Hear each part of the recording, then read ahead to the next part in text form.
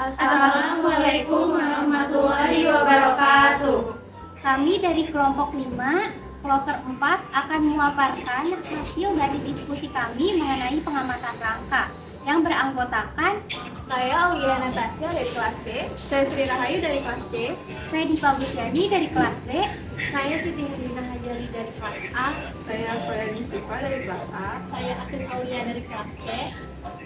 Selamat menyaksikan. Pada praktikum keempat, mata kuliah struktur perkembangan hewan 1, yaitu pengamatan rangka pada hewan vertebrata, adapun tujuannya sebagai berikut. 1. Mempelajari struktur dan anatomi rangka vertebrata melalui awetan sistem rangka. Yang kedua, mampu mengidentifikasi nama-nama tulang penyusun sistem rangka. Yang ketiga, mampu membedakan ciri khas berdasarkan kelompok vertebrata dan mengaitkannya dengan adaptasi dan fungsi tubuh. Secara umum, kingdom Animalia dibedakan menjadi dua, yaitu hewan invertebrata dan vertebrata. Invertebrata sendiri artinya hewan tanpa tulang belakang, dan vertebrata merupakan hewan dengan tulang belakang. Pada hewan vertebrata, fungsi tulang sendiri sebagai 1. Penyongkong tubuh, 2. Membentuk tubuh, lalu yang ketiga melindungi organ-organ dalam pada hewan vertebrata, berfungsi juga sebagai alat gerak pasif dan juga tempat melekatnya otot-otot. Secara letak, sistem tulang pada hewan vertebrata dibedakan menjadi dua, yaitu eksoskeleton dan endoskeleton.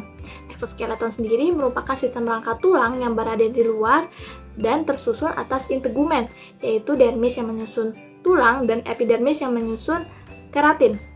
Fungsi dari eksoskeleton sendiri adalah untuk melindungi tubuh pada hewan vertebrata. Contohnya adalah sisik pada ikan. Lalu, endoskeleton sendiri merupakan sistem rangka yang berada di dalam dan tersusun atas jaringan ikat, tulang, dan tulang rawan. Fungsinya adalah untuk membentuk tubuh pada hewan vertebrata.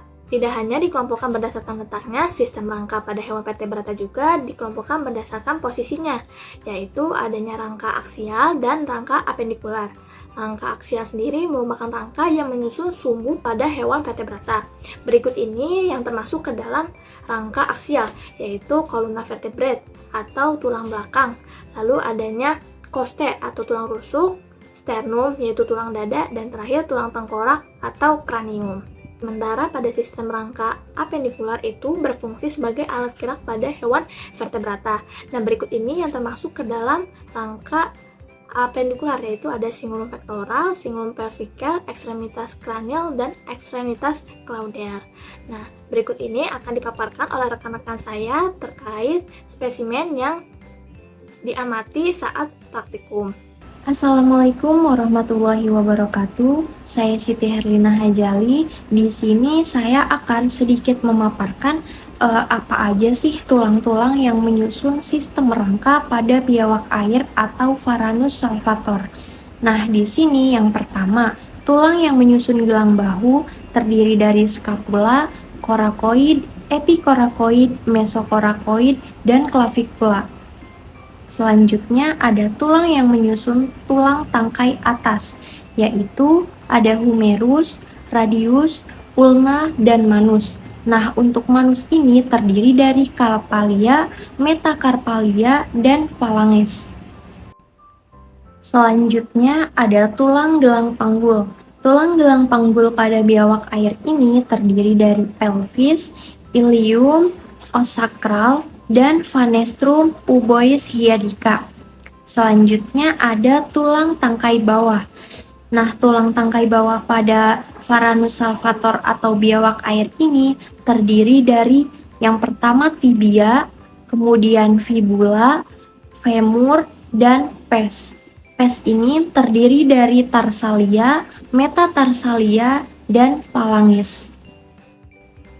Nah, pada biawak air atau Varanus salvator ini juga memiliki ciri khas, yaitu berupa sisik, di mana sisiknya ini merupakan bagian dari eksoskeleton yang fungsinya adalah sebagai alat perlindungan diri pada biawak.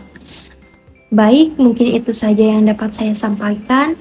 Kurang lebihnya saya mohon maaf. Wassalamualaikum warahmatullahi wabarakatuh. Assalamualaikum warahmatullahi wabarakatuh. Perkenalkan, nama saya Horini Sifa. Saya akan menjelaskan tulang rangka kelinci Oryctolagus cuniculus. Yang pertama, ada tulang gelang bahu pada kelinci, antara lain ada scapula. Yang kedua, ada tulang tungkai pada kelinci, antara lain ada radius, ulna, metacarpus, phalanges, dan carpus. Nah, untuk tulang gelang panggul pada kelinci, antara lain ada ilium dan sacrum. Untuk tulang tungkai bawah pada kelinci, antara lain terdiri dari femur, tibia, fibula, tarsus, phalanges, dan calcaneus. Nah, untuk ciri khas tulang kelinci sendiri adalah si tulang kelinci ini lebih rapuh dibandingkan dengan mamalia lain karena hanya 7-8% dari total massa tubuh kelinci mudah patah atau retak pada saat handling. Assalamualaikum warahmatullahi wabarakatuh. Saya Dipa Agustiani akan menjelaskan mengenai sistem rangka katak. Katak adalah hewan vertebrate atau hewan bertulang belakang dan termasuk dalam jenis skeleton endoskeleton, yaitu organ yang berasal dari embryonic mesodermis. Nah, saya akan menjelaskan skeleton apendikular pada katak yang meliputi tulang gelang bahu, tulang tungkai atas, tulang gelang panggul, dan tulang tangkai belakang. Pada tulang gelang bahu katak tersusun oleh tulang scapula, coracoid, dan clavicle. Pada tulang tangkai atas katak tersusun oleh tulang humerus, radius, ulna, carpal, metacarpal, dan phalanges. Pada tulang gelang panggul katak tersusun oleh ilium, ischium, dan urostal.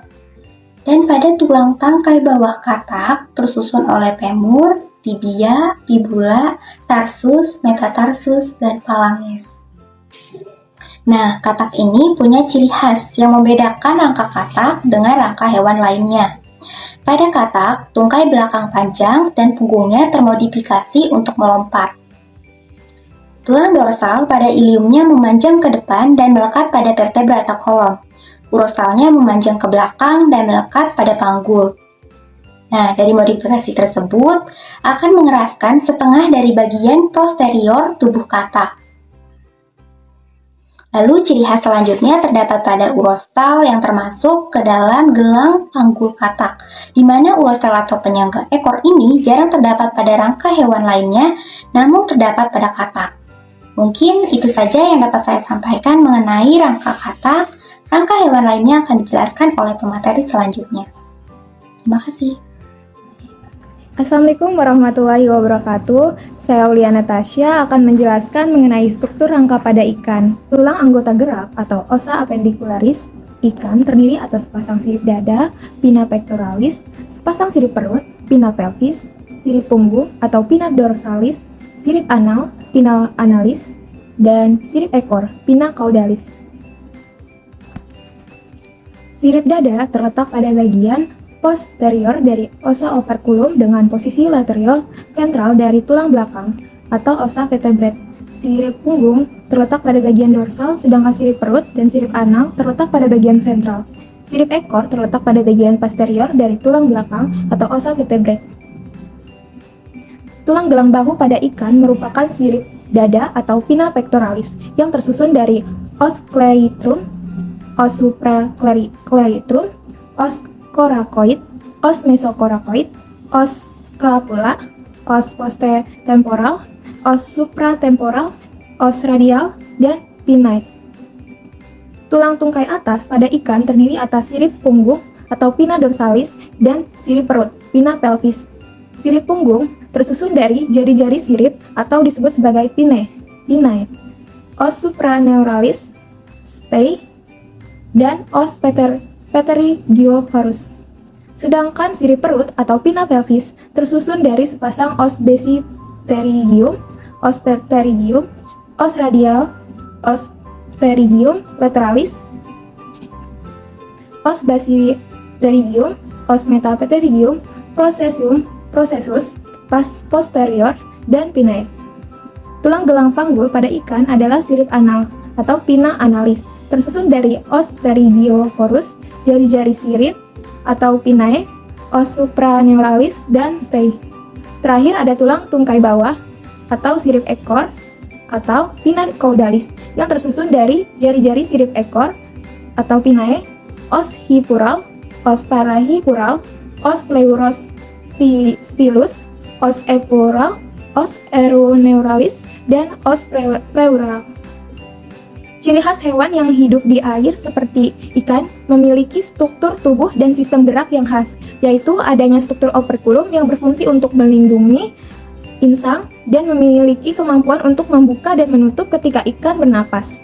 Selain itu, ikan juga memiliki alat gerak berupa sirip yang berfungsi membantu ikan dalam berenang. Sekian penjelasan dari saya, kurang lebihnya mohon maaf. Wabillahi taufik wal hidayah. Wassalamualaikum warahmatullahi wabarakatuh.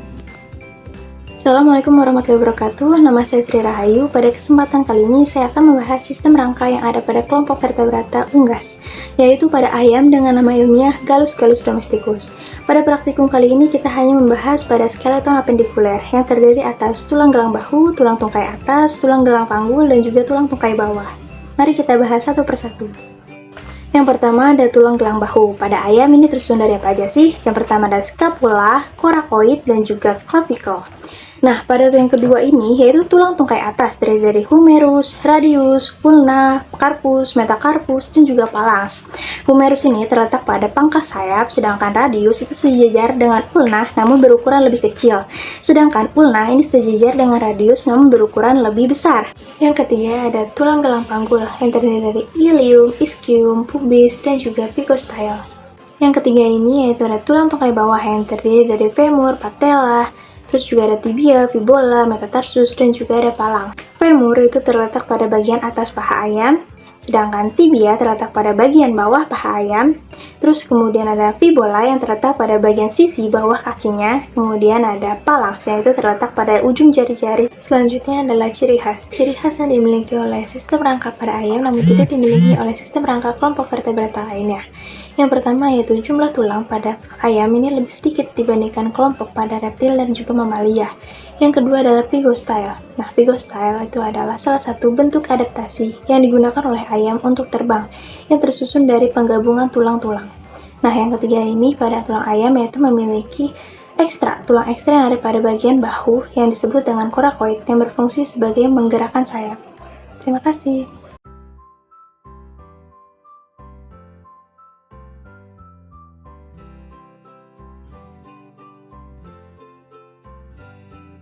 Thanks for